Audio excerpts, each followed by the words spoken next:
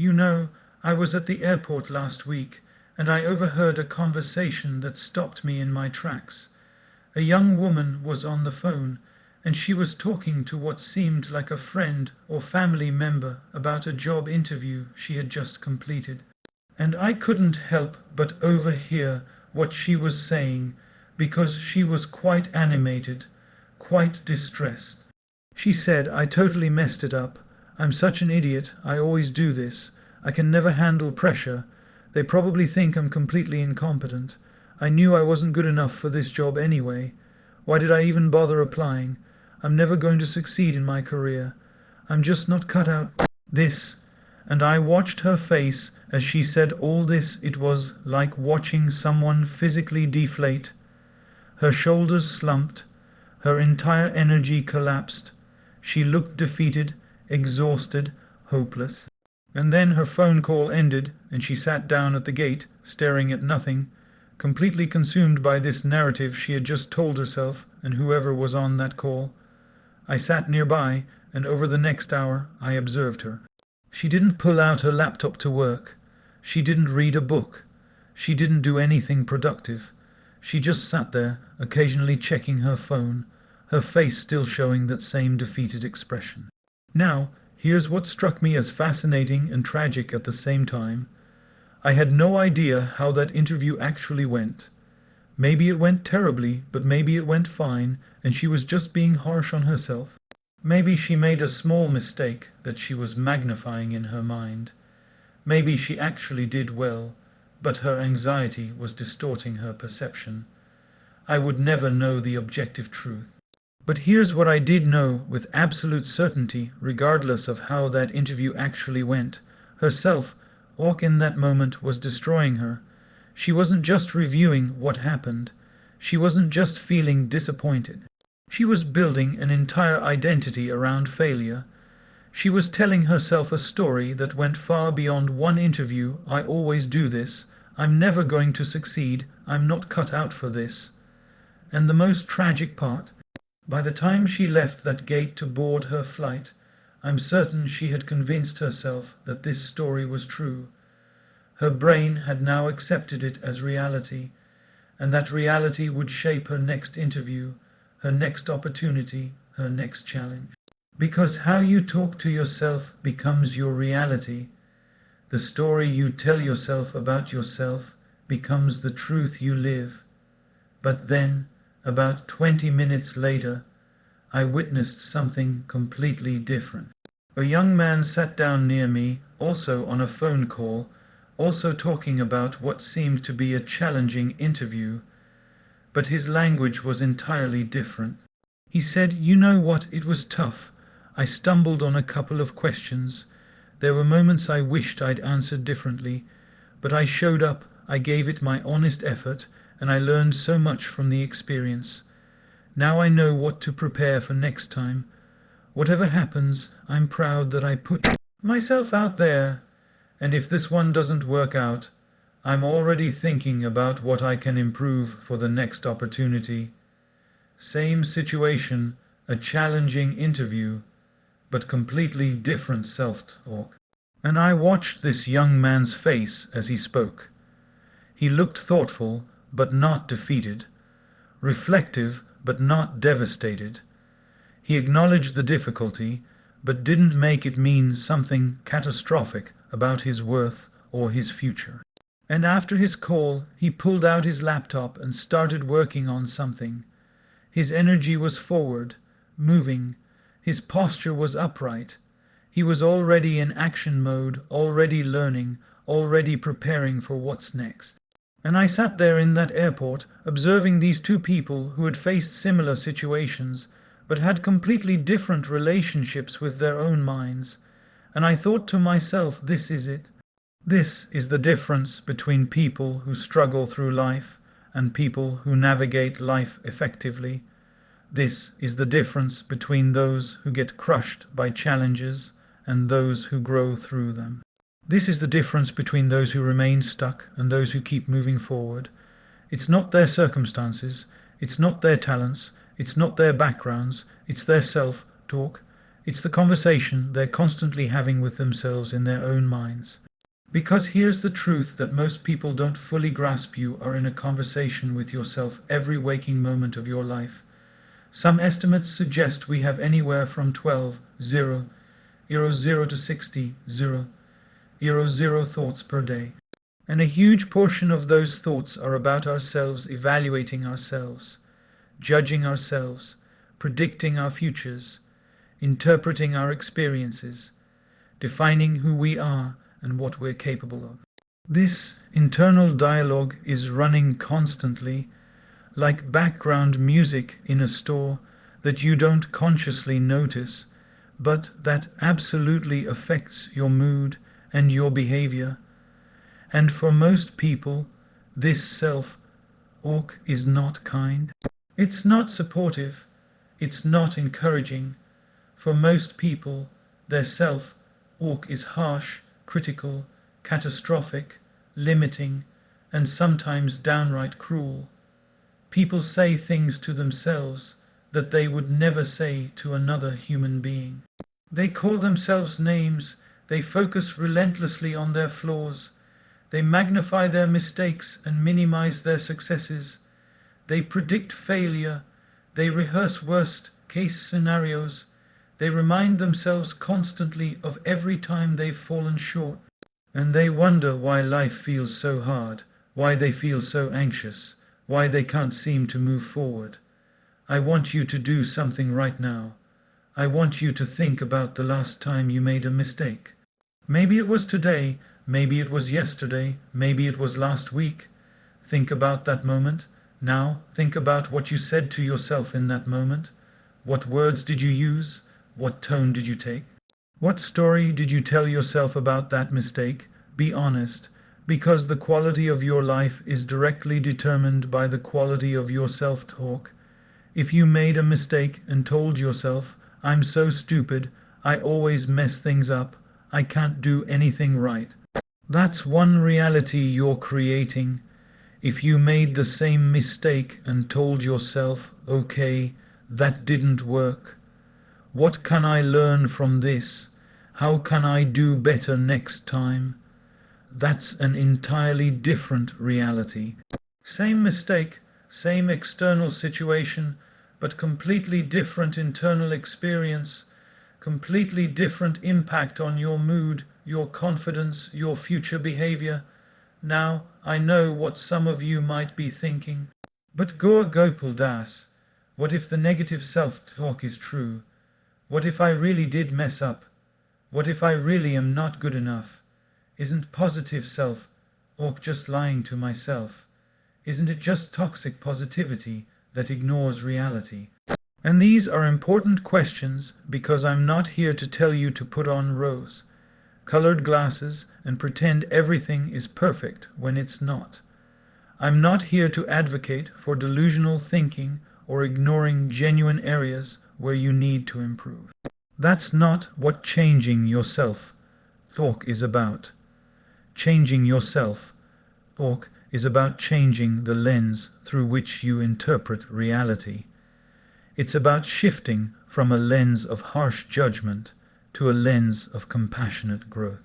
It's about moving from a narrative of permanent limitation to a narrative of ongoing development. It's about replacing catastrophizing with realistic assessment. It's about speaking to yourself the way you would speak to someone you're trying to help rather than someone you're trying to defeat. Think about it this way. If a good friend came to you and said they messed up at work, would you say, "You're such an idiot. You always do this. You're never going to succeed"? No, you would never speak to a friend that way. You'd be supportive. You'd acknowledge that mistakes happen. You'd help them learn from it. You'd remind them of their strengths. You'd encourage them to keep going. So why don't you speak to yourself that way? Why do you hold yourself to a standard of perfection while extending grace to everyone else? Why is your internal dialogue so much harsher than any conversation you'd have with another person? I learned this lesson in my own life through a painful but transformative experience. Years ago, before I took sannyas, I was preparing for a very important exam. This exam would determine a significant next step in my career path, and I was preparing intensely, studying for hours every day. But there was this voice in my head, constant, relentless, exhausting. It would say things like, "You're not studying efficiently enough, you're going to fail, everyone else is better prepared than you, you're not smart enough for this, you're wasting your time." And I didn't even realize how much this voice was affecting me. It was just the background noise of my mind. I thought this was normal. I thought this was just how thinking worked. And then the exam day came. I was so anxious that I could barely sleep the night before. I walked into that exam room feeling defeated before I even started. And you know what happened? I performed poorly. Not because I didn't know the material I had studied extensively, but because my mind was so full of this negative self-talk that I couldn't access what I knew. I would read a question and immediately think, "I don't know this, I'm going to fail." And that thought would block me from actually thinking clearly about the answer. My self-talk had become a self-fulfilling prophecy. I remember walking out of that exam feeling devastated, and that night I did something I had never consciously done before. I sat down and I wrote out everything I had been saying to myself for weeks. Every negative thought, every harsh judgment, every catastrophic prediction, and when I saw it all on paper, I was shocked. I was horrified. The cruelty was staggering. I was treating myself like an enemy, not like someone I was trying to help succeed. And that was the beginning of a transformation for me. I realized that if I wanted my external life to change, I first had to change my internal dialogue. I had to change how I spoke to myself. I had to become my own supporter rather than my own saboteur. And over time, as I worked on this, and it was work, it was practice, it was conscious effort, everything began to shift. Not just my performance, but my entire experience of life. I became less anxious, more resilient, more confident, not because circumstances changed, but because I changed how I related to circumstances through my self-talk. Now, before we go deeper into solutions, we need to understand why negative self-talk is so prevalent and why it's so damaging. Because you can't change what you don't understand. The first problem is that negative self-talk is learned. Very few people are born with harsh internal critics. We learn this. We learn it from parents who criticized more than they encouraged. We learn it from teachers who focused on our mistakes rather than our progress. We learn it from a culture that emphasizes perfection over growth. We learn it from social media where everyone presents their highlight reel and we compare our behind the scenes to their curated perfection. We learn it from experiences of failure or rejection that we internalized as statements about our worth rather than as normal parts of life. By the time we're adults, this negative self-talk has become so automatic that we don't even question it. It's just how our minds work. We think it's keeping us humble or realistic or motivated, but actually it's keeping us small, anxious, and stuck. The second problem is that we mistake harsh self-talk for high standards. Many people tell me, but I need to be hard on myself. If I'm not critical, I'll become complacent. If I'm kind to myself, I'll stop trying to improve. This is a fundamental misunderstanding. Research in psychology is crystal clear on this. Self-compassion leads to more motivation and better performance than self-criticism. When you're harsh with yourself, you activate your threat response. Your brain goes into fight or flight mode. This shuts down your prefrontal cortex, the part of your brain responsible for creative thinking, problem solving, and learning. You literally become dumber when you're being harsh with yourself. But when you speak to yourself with compassion while still maintaining high standards, you activate your growth mindset. You stay calm enough to think clearly. You're motivated by inspiration rather than fear.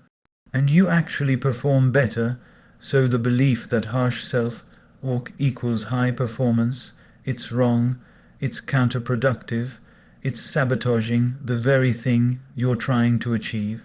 The third problem is catastrophizing, turning every setback into a catastrophe, every mistake into evidence of fundamental unworthiness.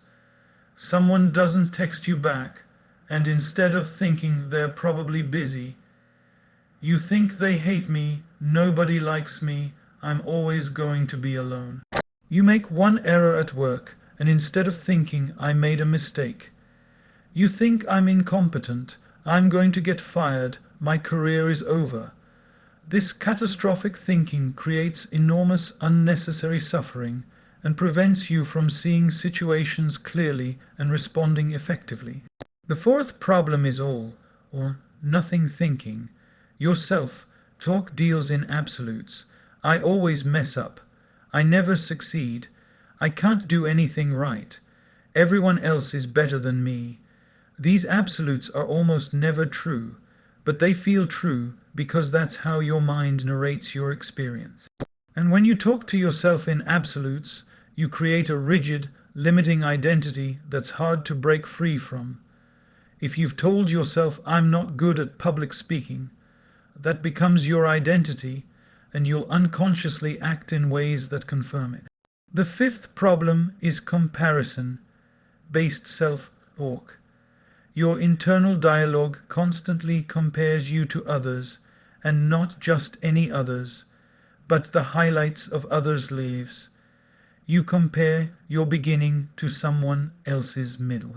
You compare your behind the scenes to someone else's polished presentation, and you always come up short in these comparisons, which feeds more negative self-talk, which makes you feel worse, which makes you perform worse, which gives you more material for negative self-talk. It's a vicious cycle. The sixth problem is that negative self-talk becomes a habit pattern in your brain. Your brain creates neural pathways based on repeated thoughts. Think of it like walking through a forest.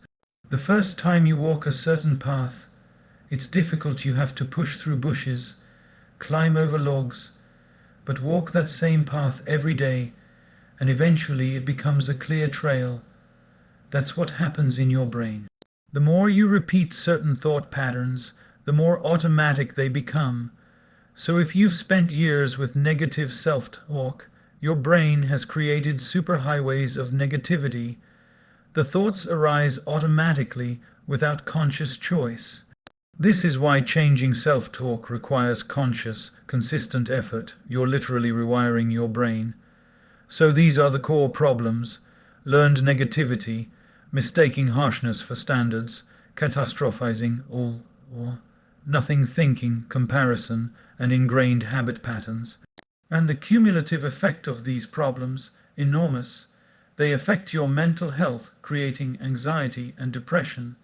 They affect your performance, limiting what you attempt and achieve. They affect your relationships, because how you talk to yourself influences how you relate to others. They affect your physical health. Chronic stress from negative self-talk impacts your body. They affect every single dimension of your life. But here's the incredibly empowering truth: you can change this.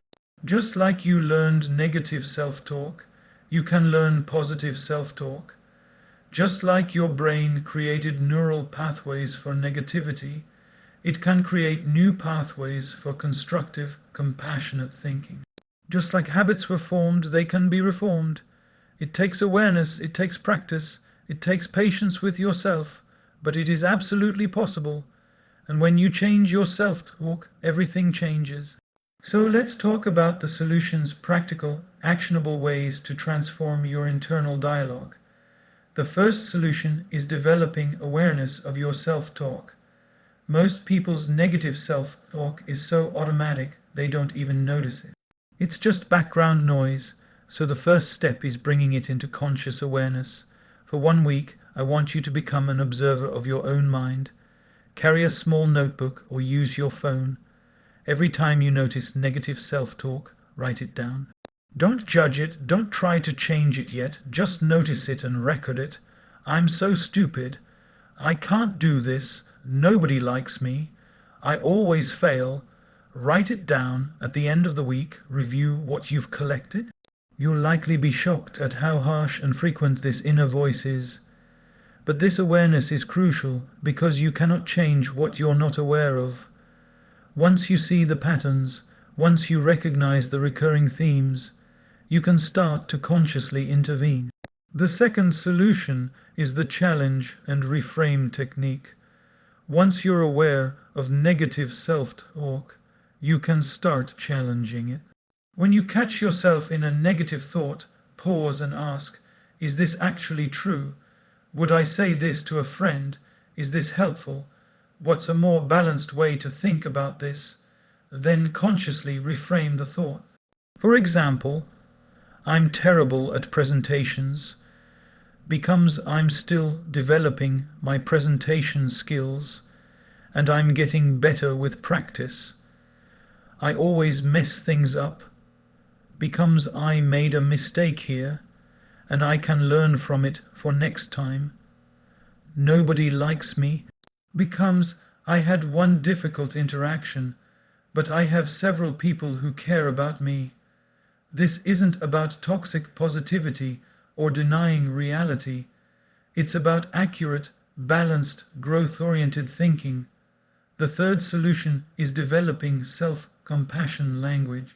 Dr. Kristen Neff's research on self-compassion identifies 3 key components: self, kindness instead of self, judgment, common humanity instead of isolation, and mindfulness instead of over-identification. In practice, this means when you're struggling, you speak to yourself like you'd speak to a dear friend. You acknowledge that struggle is part of being human. Everyone faces difficulties. You're not alone in this. And you hold your experience in balanced awareness without magnifying it or suppressing it. A self-compassion phrase might sound like, "This is really hard right now, and it's okay that I'm struggling. Everyone faces challenges. I'm doing the best I can, and that's enough." Notice how different this feels from "I'm such a failure. I can't handle anything. Why am I so weak?"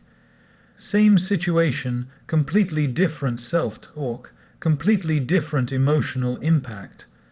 The fourth solution is creating empowering mantras and using them regularly. Choose 3 to 5 positive statements that counter your most common negative patterns. These should be realistic and meaningful to you. For example, I am learning and growing every day. I am worthy of kindness, especially from myself. I can handle challenges and learn from them. My worth is not determined by my productivity or perfection. I am doing my best, and my best is enough. Write these mantras somewhere visible. Say them out loud every morning. Repeat them when you notice negative self-talk arising. You're not replacing negative automatic thoughts with positive automatic thoughts instantly. That takes time. But you're consciously introducing an alternative voice in your mind.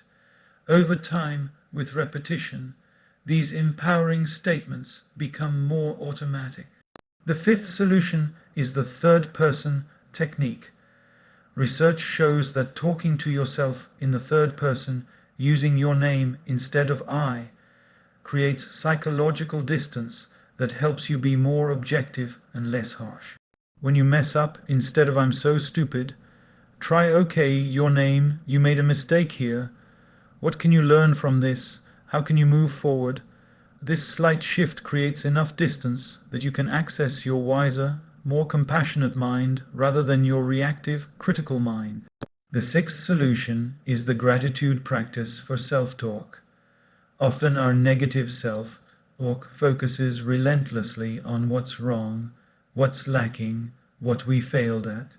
Deliberately counter this by developing a practice of acknowledging what's right, what you did well, what you're grateful for about yourself. Every evening, write 3 things you appreciate about yourself from that day. They can be small. I was patient with a difficult person. I completed a task even though I didn't feel like it. I made someone smile. This trains your brain to notice the positive alongside the negative, creating more balanced self-perception. The 7th solution is addressing the root beliefs underneath the self-talk. Often harsh self-talk stems from deeper beliefs formed in childhood or through painful experiences. I'm not enough. I don't deserve good things. People will reject me if they see the real me. These core beliefs need to be identified and challenged. Working with a therapist can be helpful for this deeper work. But you can also journal about where these beliefs came from, whether they're actually true, and what evidence contradicts them. Updating these root beliefs updates the self-talk that flows from them. Now, let me give you a practical action plan, specific commitments that will transform your self-talk and, consequently, your life. First commitment, the morning intention. Every single morning, before you check your phone, before you start your day, take 2 minutes to set an intention for yourself. Talk that day. Maybe it's, today I will notice when I'm being harsh with myself and consciously choose kindness instead. Or today I will speak to myself as I would to someone I'm trying to help, not someone I'm trying to defeat. This morning intention creates a framework for the day ahead. Second commitment, the awareness journal. For at least 30 days, track your self-talk. Use your phone or a notebook. Every time you notice significant negative self-talk, write it down with the time and context, then write a reframe. This practice does 2 things. It makes you aware of patterns, and it trains your brain in reframing. After 30 days, review all your entries. You'll see how much you've learned about your patterns, and how much better you've gotten at reframing.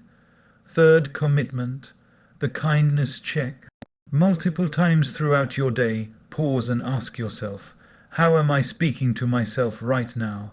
Would I speak to a friend this way? If the answer is no, consciously shift to kinder language. Set reminders on your phone if needed. This regular check-in prevents hours of unconscious negative self-talk. Fourth commitment, the morning mantra practice. Choose 3 empowering statements. Every morning, stand in front of a mirror and say them out loud, looking yourself in the eyes. This might feel awkward at first. Do it anyway. You're introducing a new voice into your internal dialogue.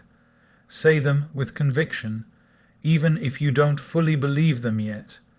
Your brain doesn't know the difference. Repetition creates new neural pathways regardless.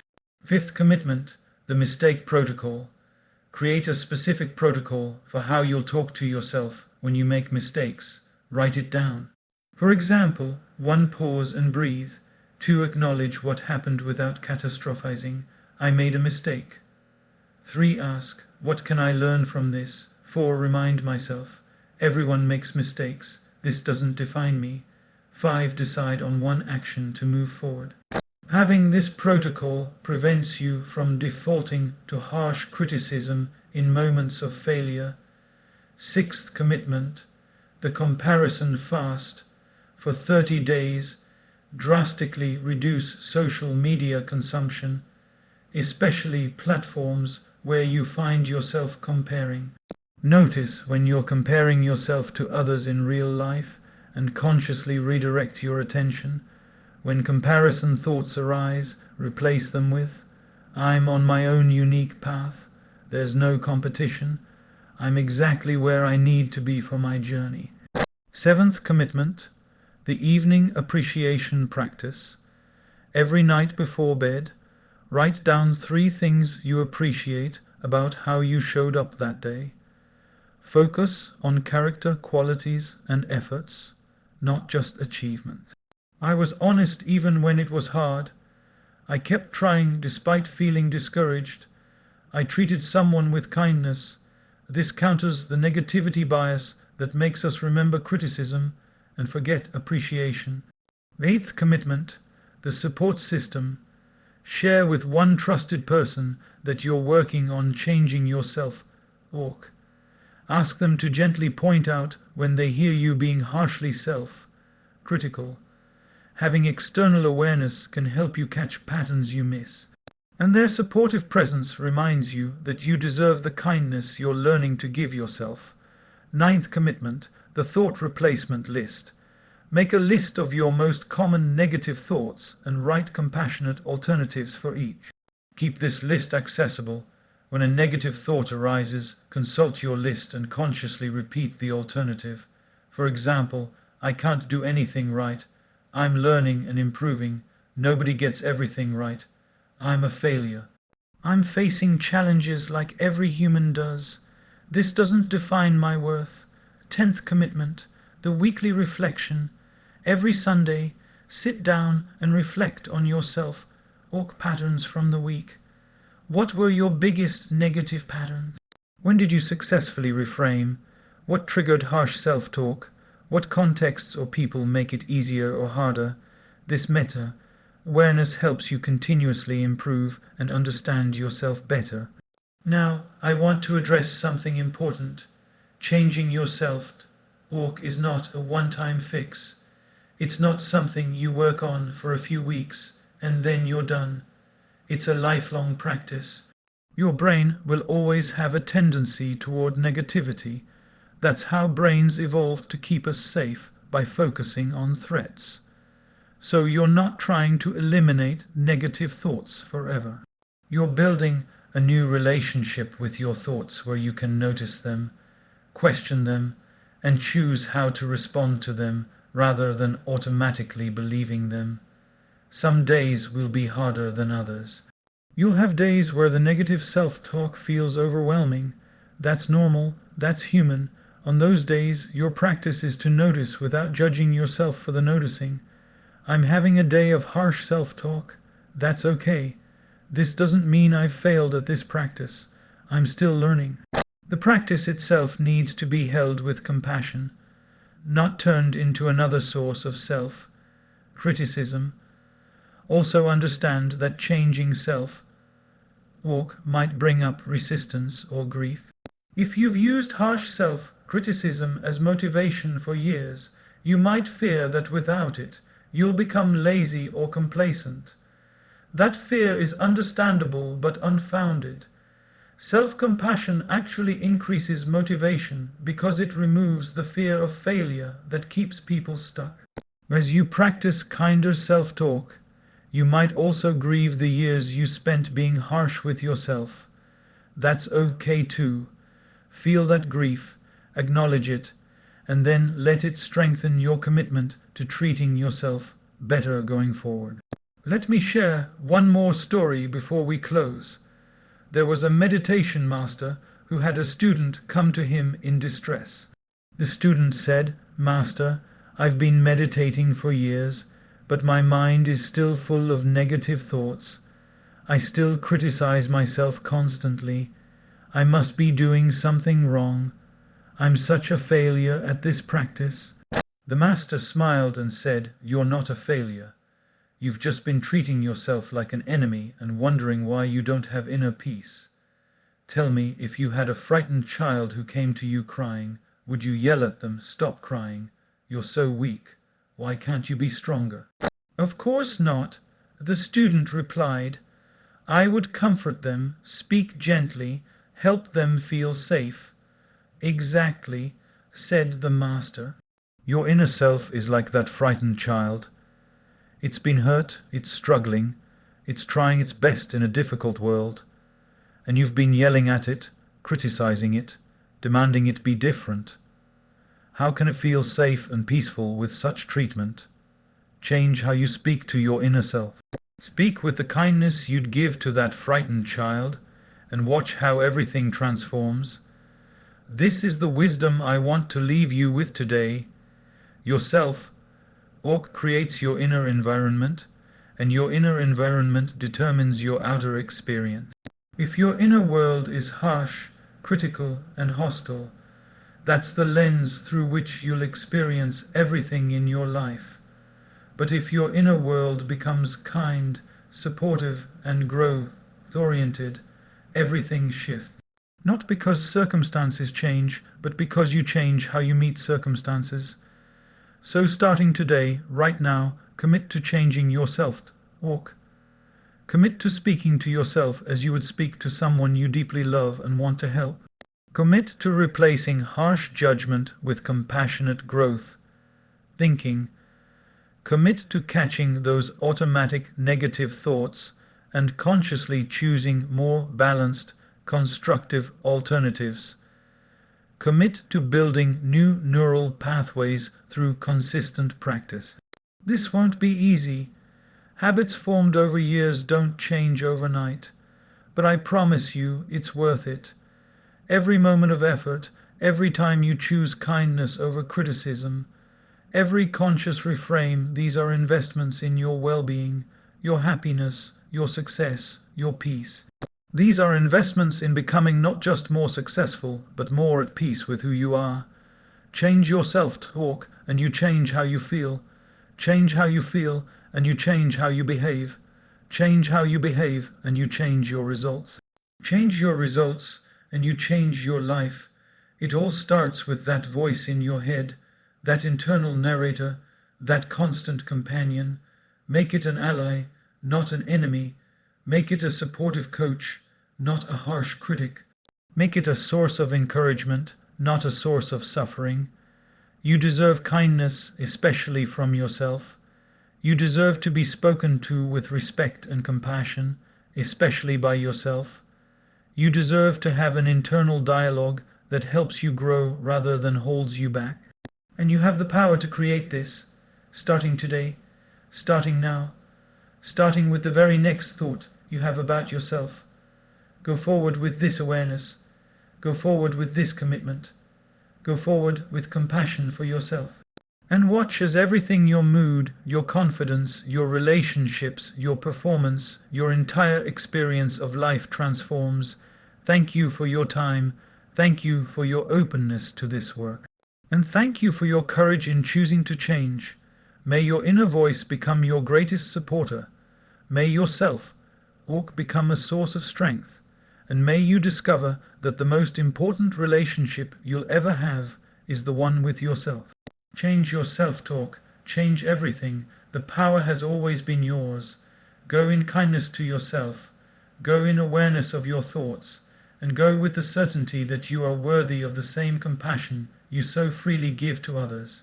Thank you.